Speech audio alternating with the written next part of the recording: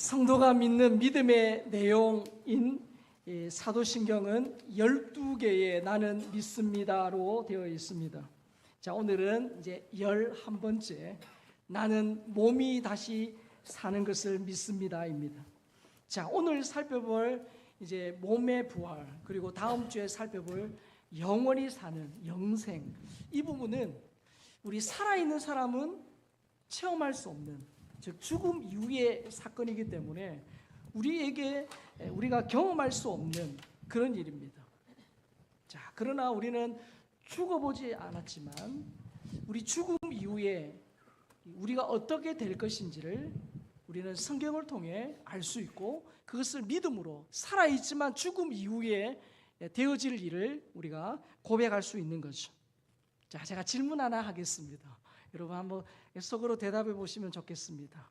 자, 나는 죽음이 두렵다, 두렵지 않다. 저는 항상 둘 중에 하나 답만 드립니다. 질문만 드려요. 자, 나는 죽음이 두렵다, 두렵지 않다.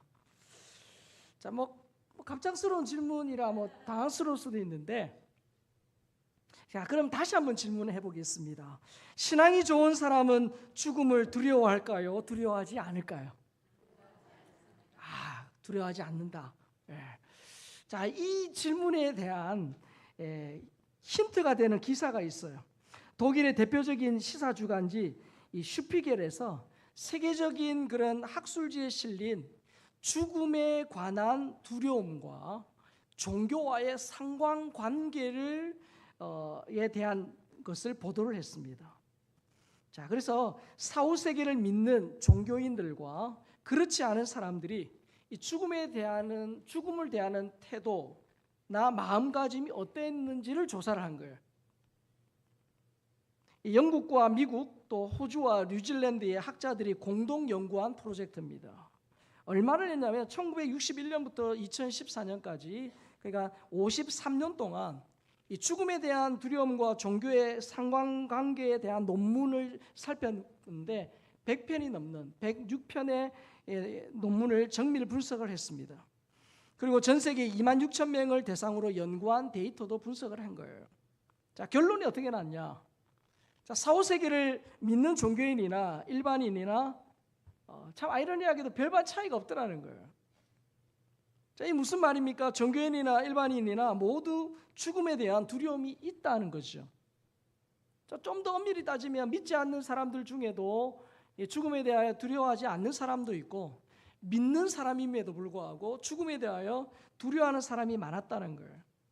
자, 우리가 얼핏 생각하면 아까도 여러분들이 말씀하셨지만 이 4, 5세기를 믿는 이 종교인들이 죽음에 대해서 덜 두려워할 것 같은데 그렇지 않다라는 거죠. 자, 이건 뭘 의미합니까? 인간이기 때문에 죽음 이후에, 즉 살아서는 경험할 수 없는 그 죽음의 세계에 대한 두려움을 가지고 있다는 거죠.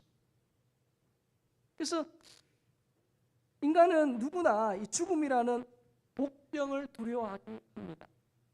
그래서 여러분 성경 욥기 18장 14절에 보니까 이 죽음을 공포의 왕이다 그렇게 표현을 했어요. 그리고 다윗도 시편 55편 4절 5절에서 죽음에 대한 두려움을 언급합니다. 같이 읽어볼까요? 내 마음이 내 속에서 심히 아파하며 사망의 위험이 내게 이르렀도다. 두려움과 떨림이 내게 이르고 공포가 나를 덮었도다.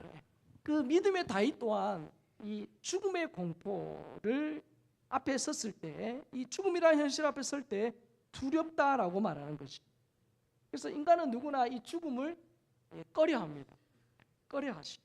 직면하기를 무서워해요. 자, 죽음이 무섭고 두려운 이유는 뭡니까? 항상 어느 때라도 찾아올 수 있는 인생의 불청객이기 때문이에요. 죽음은 예측할 수 없어요. 피해갈 수 없습니다.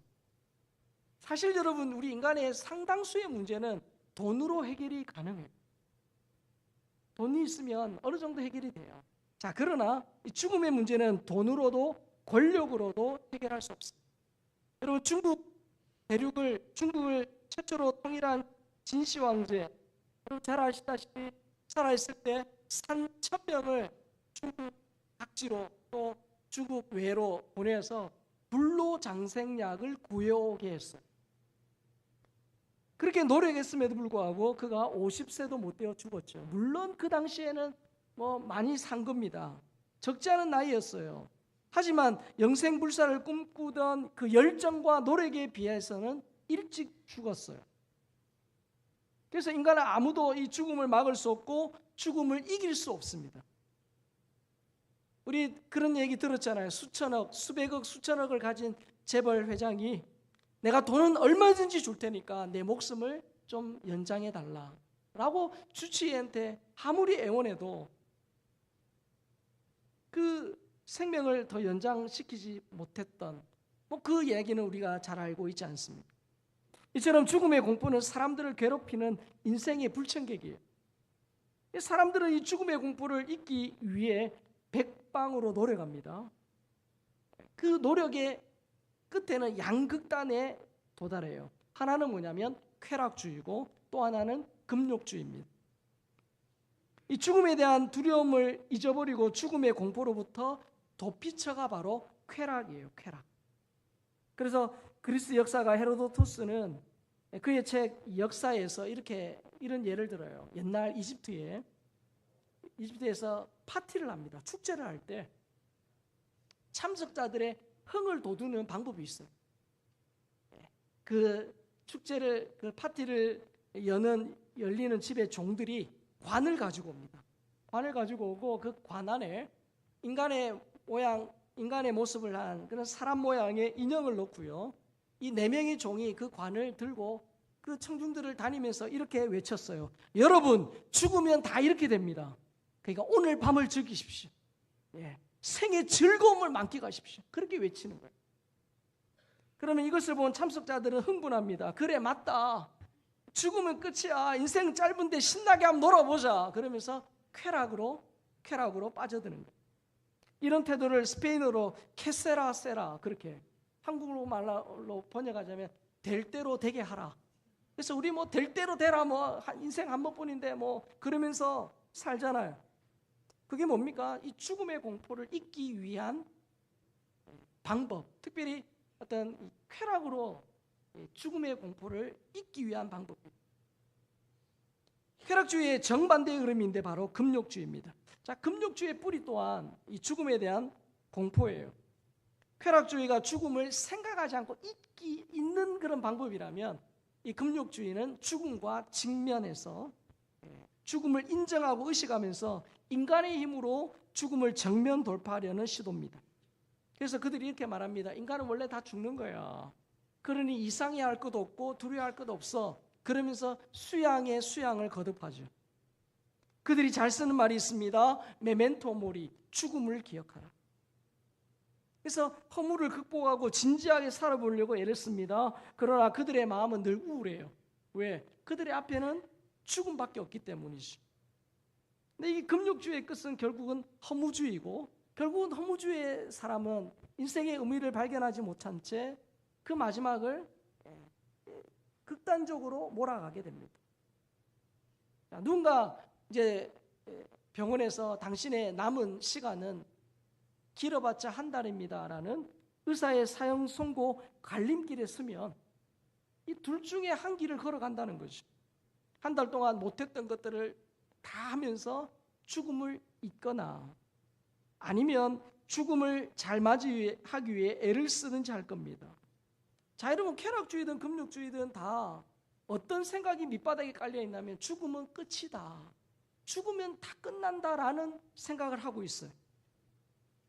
죽음 뒤에 새로운 삶이 있다는 분명한 확신이 없으니까 쾌락주의나 금욕주의의 도피처로 들어가 죽음을 부정하는 거예요. 자, 그러나 여러분, 죽음은 끝이 아닙니다. 기독교에서는 분명히 말합니다. 오늘 사도신경에서 말하는 것처럼 몸이 다시 사는 것을 믿습니다. 이게 기독교의 핵심이에요. 기독교는 죽음 이후에 영혼만 영원히 사는 게 아니라 장차 몸도 부활할 것을 믿습니다. 자, 그런데 여러분, 우리가 매주 사도신경을 하면서 몸이 다시 사는 것을 믿습니다라는 이 고백을 한 이유가 있습니다. 예전에도 살펴봤듯이 사도신경이 만들어질 당시에 초대교회를 가장 영적으로 그렇게 어지럽혔던 이단은 영지주의입니다. 자, 영지주의는 뭡니까? 물질은 악하고 영혼은 선하다라고 주장하는 이원론 이단이에요. 그래서 인간에게 이렇게 고통이 있는 이유는 영혼이 이 저급한 저급한 물질인 육체에 갇혀 있기 때문이에요. 그래서 육체에서 벗어나는 것이 해탈이고 구원이다, 그렇게 말합니다. 그리고 그 육체에서 벗어나는 방법이 뭡니까? 영적인 지식, 즉 영지가 필요하다, 그렇게 말합니다.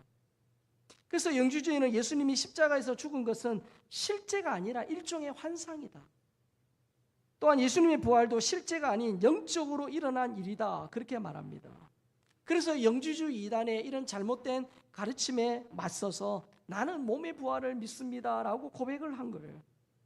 자, 그러면 여러분, 이 과연 인간이 가장 두려워하고 인간의 어떠한 방법으로도 해결할 수 없는 이 죽음이라는 것은 과연 무엇이며, 이 몸의 부활, 우리가 믿고 있는 몸의 부활은 무엇이냐는 거죠. 자, 여러분, 천사는 영혼은 있지만 몸이 없죠. 동물은 몸은 있지만 영혼은 없어요. 몸과 영혼을 다 가진 유일한 피조물은 인간입니다. 자, 그런데 우리가 여러분, 사람이 죽음에 대한, 우리도 심심치 않게 이 부고장을 봤잖아요. 누가 죽었다라고 했을 때 죽음이라는 말을 들으면 우리는 흔히 이렇게 떠올립니다. 심장이 멈춘 상태, 호흡이 끊어진 상태라고 말하지. 자, 하지만 성경은 인간의 죽음을 세 가지 차원에서 말합니다. 첫 번째는 뭐냐면 영혼의 죽음이요, 즉 영적인 죽음이요. 자, 성경에서 말하는 죽음은 이 육체적인 죽음 이전에 하나님과의 관계가 끊어진, 하나님과 분리된 영혼의 죽음, 영적인 죽음을 의미합니다. 자, 아담과 하와의 범죄로 인간은 하나님과 분리되었어요. 하나님의 품을 떠났습니다. 그래서 에베소서 2장 1절에 보면 이렇게 되어 있죠. 그는 허물과 죄로 죽었던 너희를 살리셨도다. 이미 죽었어요. 여기 죽었다는 것은 육체적으로 죽었다는 얘기가 아니에요. 근데 영혼이 죽었다. 허물과 죄로 영혼이 죽어버린 거예요. 영적으로 죽은 거예요. 그래서 육체적으로 살아있습니다. 우리처럼 육체적으로 살아있으나 하나님과의 관계가 끊어진 영혼이 죽은 사람은 하나님을 그래서 알 수 없는 거예요. 하나님을 알 수 없으니까, 모르니까 하나님의 말씀에 순종할 수도 없어요. 그래서 하나님의 형상대로 우리 모든 사람은, 신자든 불신자든 모든 사람은 하나님의 형상대로 지음을 받았지만 하나님을 모르니까 하나님과의 교제가 없는 거예요. 그러니까 자기가 인생의 주인 되어서 자기 힘으로 인생을 살아가는 거예요. 이런 사람들은 마치 엄마를 잃어버린 아이처럼 매사에 불안하고 공허해요. 하나님과의 관계가 끊어졌기 때문이죠. 자, 그러나 우리가 예수님을 믿으면 이 분리되었던 하나님과의 관계가 예수님의 십자가로 말미암아 이어지는 거예요. 회복이 되는 거예요. 죽었던 영혼이 살아납니다. 그래서 이 영혼이 살아나는 것을 우리가 중생, 거듭남이라고 말하죠. 그래서 사람이 성령으로 거듭나면 끊어졌던 그 하나님과 다시 바른 관계를 맺게 됩니다. 그래서 영적으로 죽었던, 영혼이 죽었던 그들이 살아나는 거죠. 그래서 교회만 왔다 갔다 하면 안 되고 영적으로 거듭나야 하죠. 거듭나야 한다. 여러분, 거듭난다는 말은 위로부터 태어난다는 말이죠. 여러분, 우리 모두는 모태에서 태어났어요. 엄마에게서 태어났어요. 모태에서 태어난 것이 땅에서 태어난 것이라면 이 거듭나는 것은 위로부터 태어나는 거예요. 위로부터 태어나는 건 뭡니까? 예수님을 믿으면 그 분리되었던 하나님과의 관계가 회복이 되고 이어지고 죽었던 영혼이 살아나는 것이 중생 거듭남이에요. 그래서 여러분, 교회를 몇십 년 다녔다는 것이 중요한 것이 아니라 성도는 반드시 성령으로 거듭나요. 영적으로 거듭나요. 거듭나요. 혹여나 여러분 교회를 오래 다녔음에도 불구하고 나는 진짜 예수님이 내 인생의 구원자시고 내 인생의 주인이라는 사실이 믿어지지 않는다면 반드시 중생 거듭남을 위해 기도하셔야 돼요. 정말 예수님이 믿어지도록 중생하고 거듭나도록 기도하셔야 돼요. 그러면서 하나님께서 그런 자에게 성령으로 거듭나는, 그래서 믿어지지 않던 하나님이 믿어지고 예수님이 믿어지는 그런 거듭남을 반드시 체험해야 됩니다. 거듭날 때 영혼이 다시 살아나는 거죠. 자, 성경에서 말하는 죽음 두 번째는 바로 우리가 흔히 말하는 육체적인 죽음이에요. 사람들이 말하는 그런 죽음이죠. 심장이 멈춘 것이나 호흡이 끊어진 상태를 의미합니다. 자, 하지만 여러분, 성경에서 말하는 육체의 죽음은 하나님과 분리되어 영적으로 죽은 것처럼 육체와 영혼의 분리가 육체의 죽음이에요. 그래서 영혼이 몸을 떠나면 몸은 죽게 되는 거죠. 자, 우리가 흔히 말하는 딱 사람이 죽으면 어떻게 됩니까? 영혼과 육체의 분리가 일어나죠. 자, 그래서 구원받은 영혼은 어디예요? 천국으로 가고, 그리고 예수님을 믿지 않아 구원받지 못한 영혼은 음부, 즉 지옥으로 갑니다. 그리고 이 몸과 분리되어 낙원에 있는 영혼은 몸이 부활하여 다시 결합하기까지 천사같이 몸이 없는 영적인 그런 상태로 존재해요. 아까 영혼과 몸이 분리됐죠. 몸은 어디요? 장례라는 이 절차를 통해서 흙으로 돌아갑니다. 썩어서 흙으로 돌아가요. 자, 그래서 이미 천국에 가 있는 그 영적인 상태의 사람이 나중에 어떻게 됩니까? 예수님이 재림하시면 몸이 다시 살아나서 온전한 상태가 되는 것이죠. 자, 성경에서 말하는 죽음 세 번째는 바로 영원한 죽음이에요. 첫 번째는 영적인 죽음, 영혼의 죽음. 두 번째는 육체적인 죽음. 세 번째는 영원한 죽음. 다시 말해서 둘째 사망이에요. 자, 영원한 죽음이 뭡니까? 성경은 여러분, 예수님이 재림하시면, 다시 오시면 모든 사람, 즉 예수님 재림할 때 죽었던 모든 사람이 다 부활해요. 성도만 부활하는 게 아니에요. 자, 요한복음 5장 28절 29절입니다. 시작. 이를 놀랍게 여기지 말라. 무덤 속에 있는 자가 다 그의 음성을 들을 때가 오나니 선한 일을 행한 자는 생명의 부활로 악한 일을 행한 자는 심판의 부활로 나오리라. 자, 요한복음에서 선한 일을 행한 자, 이거는 착한 일을 행한 자가 아니라 즉 예수를 믿는 사람을 말하고요. 악한 일을 행한 자는 마찬가지로 예수님을 믿지 않는 자를 의미합니다. 자, 그러면 예수 믿는 사람과 믿지 않는 사람이 다 부활하는데 부활의 종류가 달라요. 예수 믿는 사람은 영생을 얻기 위한 생명의 부활을 합니다. 반면에 악한 일을 행한 자, 즉 예수 믿지 않는 사람은 영벌을 받기 위한 심판의 부활을 하게 되죠. 자, 구원받지 못한 사람은 부활하여 최후의 심판으로 불못에 던져져서 영원히 살게 돼요. 그것이 요한계시록 20장 14절 15절입니다. 사망과 음부도 불못에 던져지니 이것은 둘째 사망고 불못이라. 누구든지 생명책에 기록되지 못한 자는 불못에 던져지더라. 자, 영원한 죽음. 이 영원한 죽음은 이제 불못에 던져져서 하나님과 영원히 분리되는 것을 말해요. 성경은 이 죽음을 둘째 사망이다 그렇게 말합니다. 예수 믿지 않고 죽으면 불못에 던져져서 하나님과 영원히 분리되는 거예요. 반면에 하나님의 생명책에 이름이 기록되어 있는 자, 즉 예수님을 믿는 자들은, 구원받은 성도들은 부활해서 새하늘과 새 땅에 들어가서 영생복락을 누리게 되죠. 자, 그래서 여러분, 우리 성도들은요, 즉 살아있을 때 예수님을 믿으면 이 둘째 사명, 다른 말로 영원한 죽음이 없어요. 왜죠? 우리가 살아있을 때 예수님을 믿으면, 원래는 우리는 영적으로 다 죽었던 존재지만 예수님을 믿을 때 영적으로 어떻게 다시 살아나죠.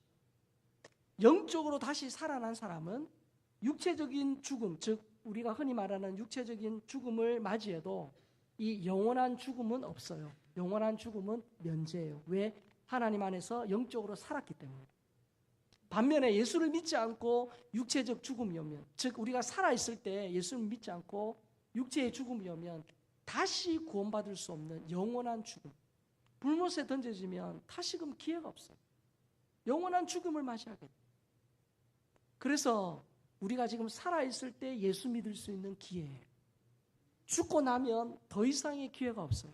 그래서 우리가 아직 믿지 않는 우리의 가족들, 친척들, VIP들을 위해서 기도하고 그분들이 예수 믿게끔 계속 기도하면서 권면하는 이유가 거기 있어요. 죽고 나면 더 이상 기회가 없어요. 죽고 나서 예수 믿지 않고 죽으면 불못에 들어가면 영원한 분리예요. 그때는 더 이상의 방법이 없어요. 그래서 죽기 전에 어떻게 해요? 육체적인 죽음을 맞이하기 전에 영적으로 살아나야 영원한 죽음을 맞이하지 않게 되는 거예요. 자, 그러면 여러분, 우리 성도들의 몸이 다시 산다라고 우리가 매주 고백하는데 이게 과연 어떤 의미냐는 거예요. 자, 여러분, 예수님이 이 땅에 계실 때 죽었던 사람을 살린 케이스가 여럿 있죠. 야이로의 그 12살 날 어린 딸, 그리고 나일성 과부의 독자, 그리고 나사로를 살리셨어요. 자, 그러나 이런 엄밀히 말하면 이것은 부활이 아니라 소생이죠. 왜냐, 죽기 이전의 상태로 돌아간 것이고 이 죽음의 기한을 연장한 것이에요. 그들이 살아있는데 지금도 살아있냐? 아니죠. 그들은 언젠가는 다 죽었어요. 그러나 성도의 부활은 소생과는 차원이 다릅니다. 우리 몸이 완전히 다른 상태로 변화되어 살아나는 거예요. 그래서 오늘 사도 바울은 부활자인 고린도서 15장 오늘 특별히 본문에서 부활한 성도의 몸의 특징을 4가지로 말합니다. 첫 번째는 뭐냐면 부활한 몸은 썩지 않습니다. 썩지 않는 몸. 자, 고린도서 15장 42절 시작. 죽은 자의 부활도 그와 같으니 썩을 것으로 심고 썩지 아니할 것으로 다시 살아나며. 자, 여러분, 우리 살아있는 우리 모두는 다 이 생로병사의 과정에 있어요. 맞죠? 생로병사의 과정에 있어요. 자, 우리 몸은 나이가 들면서 여기저기 자꾸 고장이 나요. 맞죠? 고장이 나요. 그래서 결국은 어느 순간에 육체의 호흡이 끊어지면 죽습니다. 그러면 썩어요.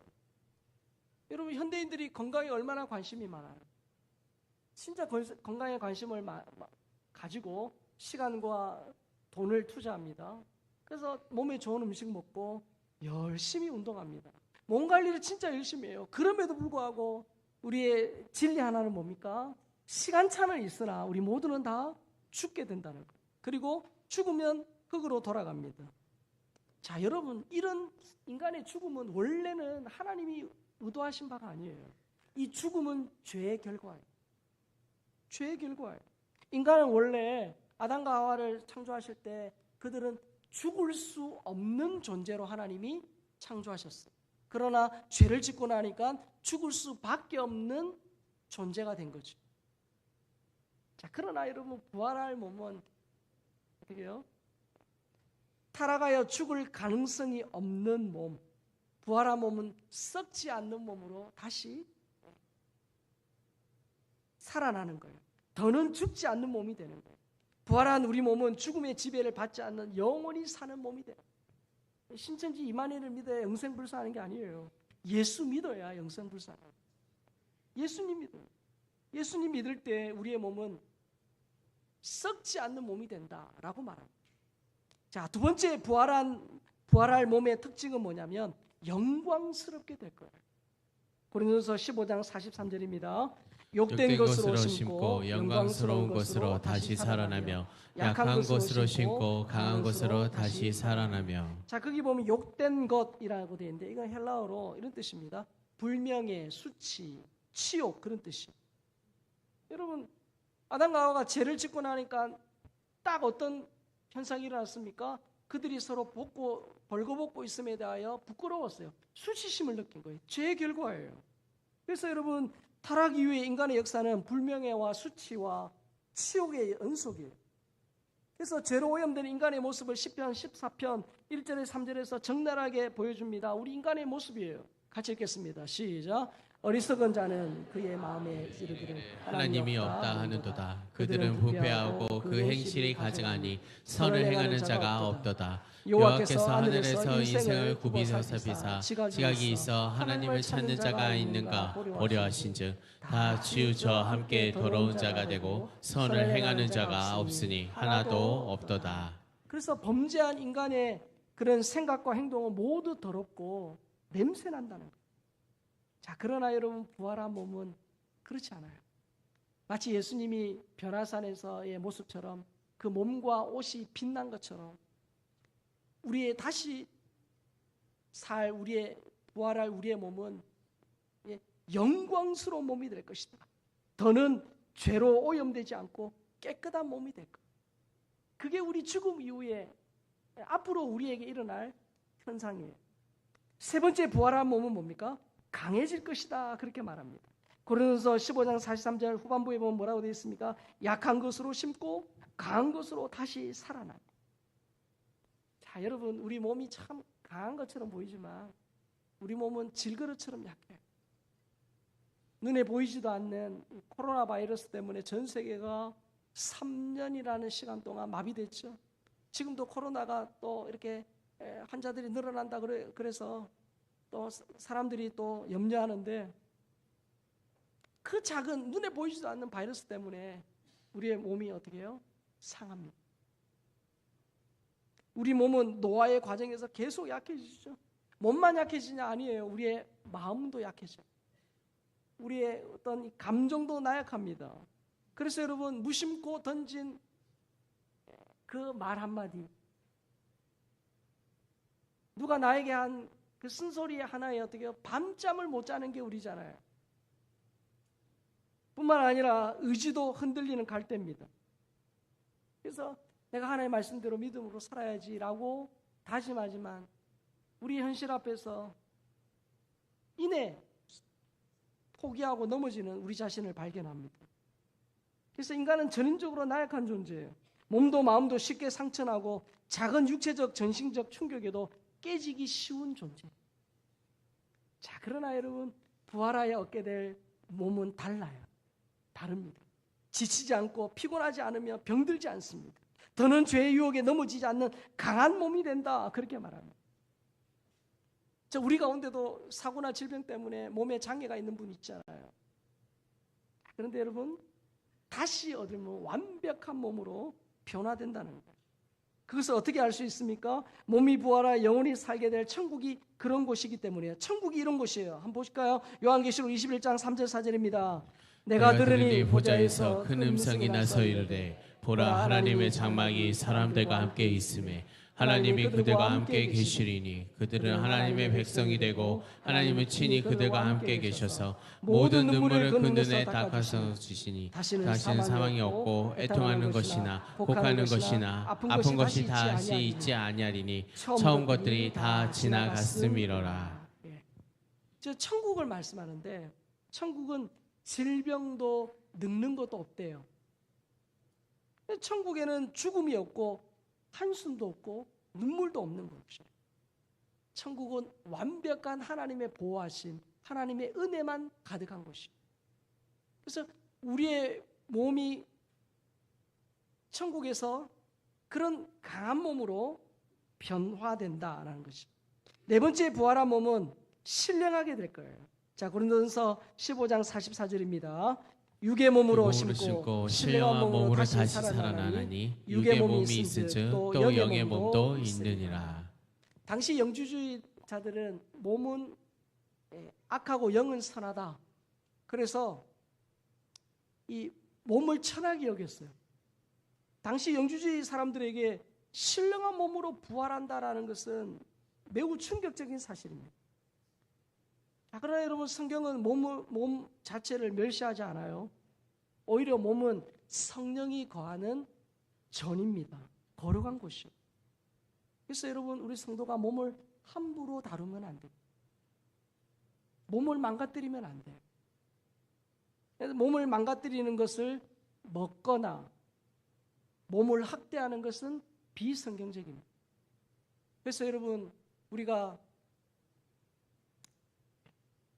또 술을 금하고 담배를 하지 않는, 그래서 몸에 해로운 것들을 안 하는 이유가 뭡니까?